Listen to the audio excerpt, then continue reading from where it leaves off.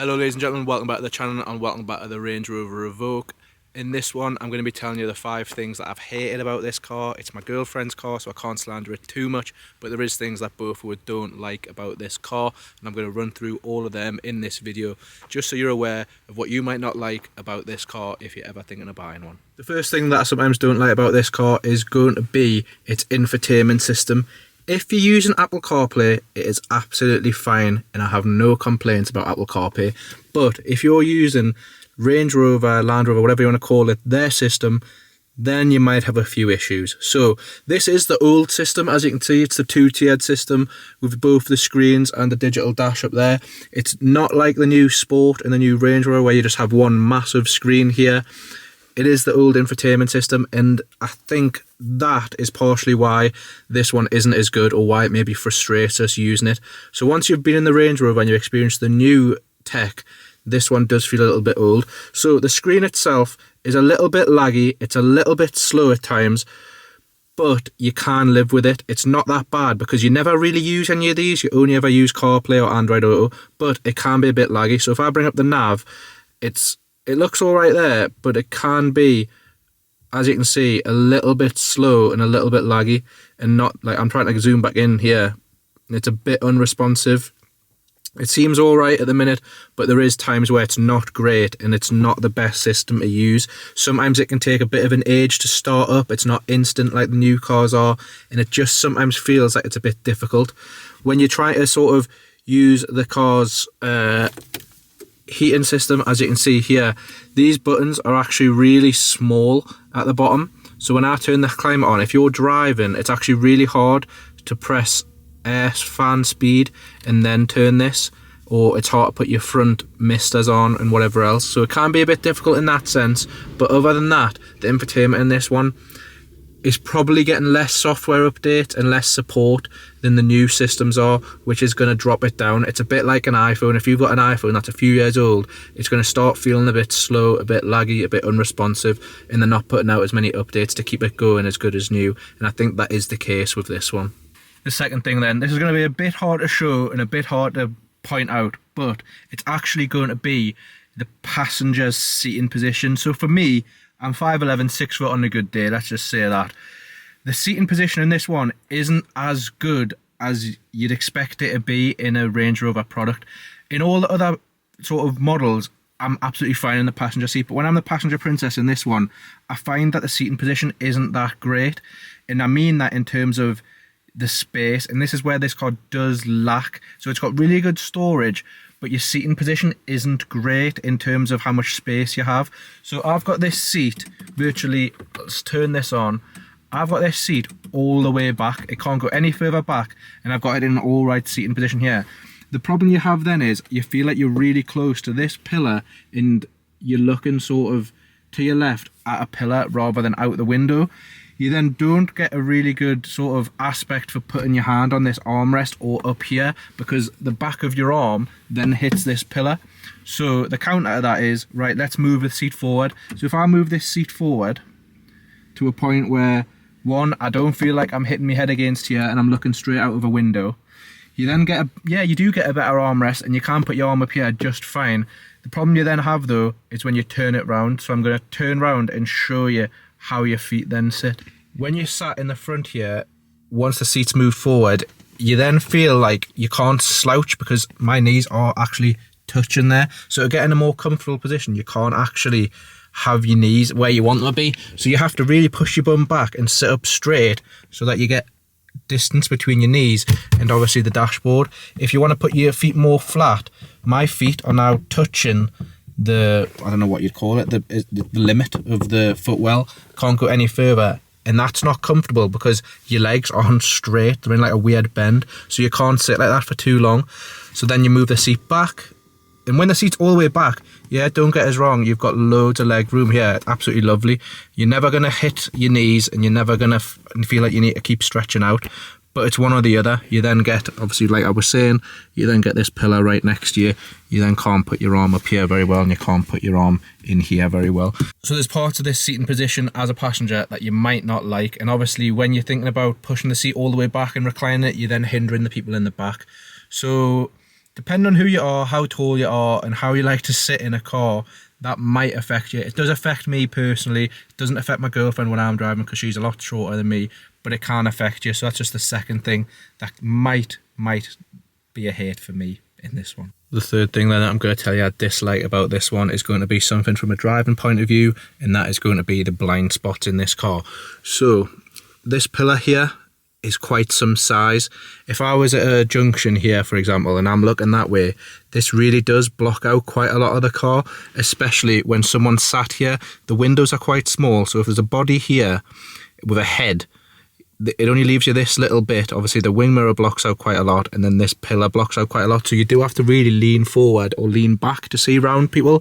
The same again with this one then. When you're sat here, you really feel like this is blocking a lot for you. You do get the blind spot assist there on the wing mirror, but these pillars do block out a lot of your blind spot. You look out over the back window, and as you can see, that's my seating position right there. So if my girlfriend's driving and I'm sat in that seating position, she looks over her shoulder, all she can see is my fat head and the chair, and she can't really see much that way. You look over your back right shoulder, and there is a little gap here to see through, but it's not the best, so you are pretty much relying on your wing mirror and the display light there. Out the back then, you've got a really small rear window, which isn't great to look out of either. Is it awful? No. Is it that small that it's really a hindrance? Not all of the time. It is when you have people in the back though. It then makes that rear view mirror look even smaller when you're looking out of there and there's heads in the back. And also, I mean, you can see enough from the camera there that that's not the biggest sort of window to be looking out the back of. So the blind spots in this car and the general visibility from this seating position, whether you're the passenger or the driver, isn't that great. The windows are small, the pillars are really big, and the sort of the seating positions you have to have make the visibility out of this one not that great. So that's going to be the third thing that I dislike and hate about this one. The fourth thing then that I don't like and I do actually hate about this Range Rover Evoque is going to be how laggy its diesel engine is. So this is the D200 model, and there is times, especially at roundabouts or overtaking, where this thing just really is so laggy. Whether that's the engine or the gearbox or the computer trying to merge the two together to get you the best performance. I don't know what it is and what combination, but it can be really laggy and frustrating. So for an example, if I'm coming to a roundabout straight ahead and there's cars coming round and I see a gap, I can put my foot fully to the floor and you'll sit there for like a second and then the car will go. It's not that instant power that you want it to be or need it to be sometimes, and that can be really frustrating. If this car isn't in its dynamic mode, it won't pull like you want it to pull, and it won't pull off the line as quickly as you need it to sometimes. So you've got to bear that in mind. If you're driving in comfort or eco, this thing does just try and slowly glide off the line when sometimes you actually do need that fast acceleration. So if you leave this car in dynamic, then it's fine, but in comfort and eco you will have that issue. Another issue where I've found is if I'm on a motorway or a dual carriageway trying to overtake someone and I'm doing 50 mile an hour and I want to boost it up to 70, say, because you're hitting that motorway national speed limit, you put your foot down and the car won't know what gear to put you in every time if you're not in dynamic.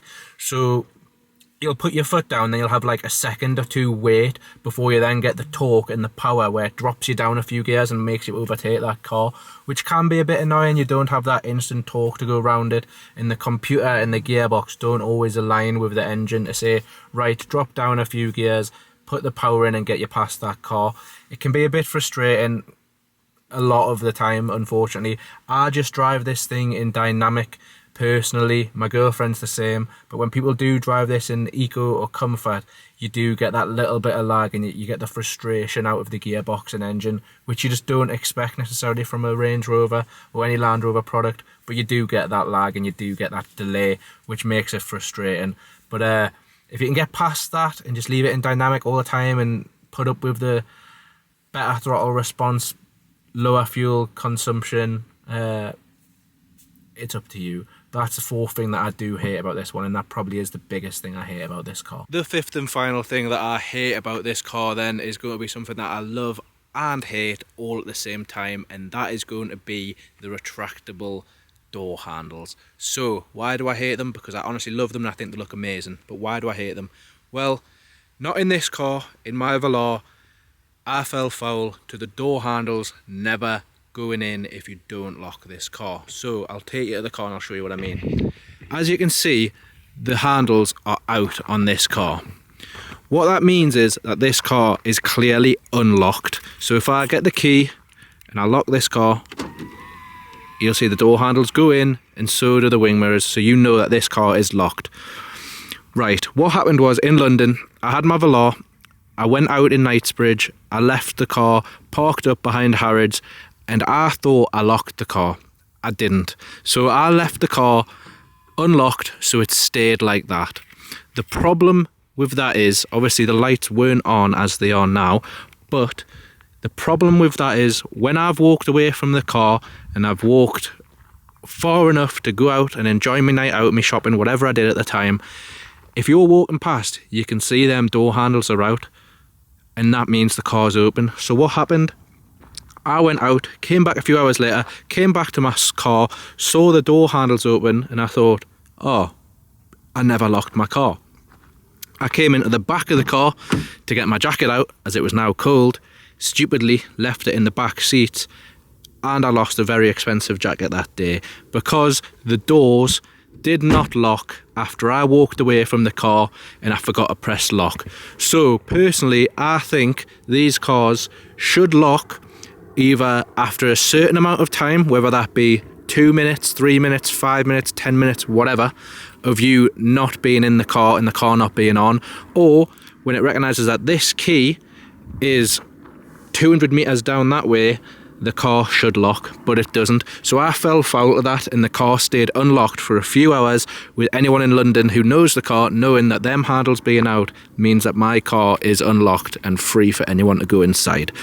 Unfortunately, there is no, or at least I don't believe there is any Range Rover model where the car does that, because sometimes I'll be in the house and I'll see this parked on the drive with the handles still open, or I'll see the big Range Rover with the handles still out. That is a flaw in my opinion that I think Range Rover need to change. They talk about these cars getting nicked a lot, they talk about these cars getting broken into a lot and things stolen out of. Maybe that is something that needs changed. A software update needs to come out which makes this car lock itself and those handles disappear after a few minutes, or once the key is so far away from the car, whether that's 100, 200 metres, whatever. It's super simple, but it's also super safe to have that added in. So there you have it, ladies and gentlemen. They are the 5 things that I've hated about my girlfriend's Range Rover Evoque. Obviously, take them with a pinch of salt. They're not all things that I massively hate. There are some things that I really do dislike and some things that I hate. But, you know, people can live with them and people will find ways to work around what I've said I've hated. And I have offered you some ways you can work around them. But for me, they're the 5 things that I've hated about this one.